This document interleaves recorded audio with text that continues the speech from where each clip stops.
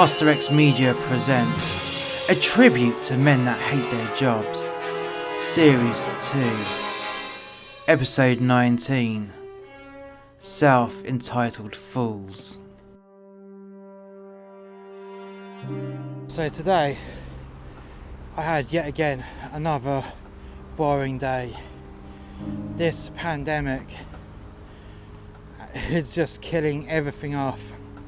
And after a few busy days, I'll say slightly busy, where you had lots more deliveries than walk-in customers, it got really quiet again. And for the Easter holidays, that's not a good thing. And a real peculiar thing happened in this particular day. And I felt, what the fuck is wrong with these kids?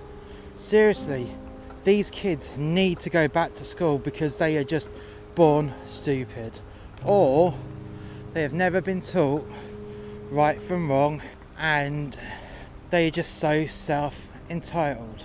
I mean, really self-entitled. So these two girls must have been about 13, maybe 14.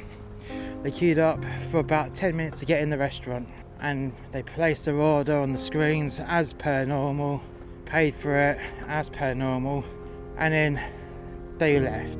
Pretty regular, to say the least. Then as I'm ripping all this kitchen roll ready for the drivers, which is just stacked up so they can spray their delivery bags and wipe it over just to get it nice and sanitized, which unfortunately we have to be very accustomed to in this day and age. It has to be done. These girls appeared back at the door. "Can I help you?" I said. "Yeah, we bought this about 5 minutes ago and we dropped it. Can you help us out, please?" I looked at them. "Well, I suppose the only thing I can do is put it in the bin for you, since your bag is all soggy and wet." "And would you drop it in a puddle?" "Yeah, dropped in a puddle." "Oh, great. That sucks." "Well, yeah, I'll take it off your hands and I'll put it in the bin for you." So I took it and threw it in the bin, and they just stood there.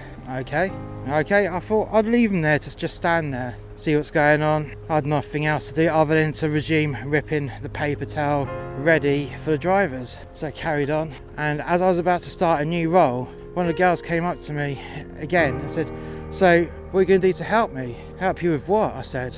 "Well, you're taking our food off us and threw it away because it got wet, because we dropped it. So what are you going to do for us?" "Well, I've done it already." "But yeah, are you not going to get us a new one?" "Well, no." They looked at me all confused. "Why do you think I should get you some more food if you dropped it in a puddle?" "Yeah, but it needs to be replaced." "Well, you can come in and order something else and pay for it." "Well, no, that was our last fiver. We have to eat something." So you're telling me, you're expecting me to go up to my boss and say that these girls dropped their food in a puddle and they want a replacement? They're like, "Yeah, that's not going to happen." "But why not?" "Well, I'll tell you what, if I handed you the food in the restaurant and I dropped it on the floor, that would be my fault, which means I would have to replace it. But you paid for it, you had the food in your hand, and you left, and you went down the road and dropped it in a puddle, that's your fault." They looked at me.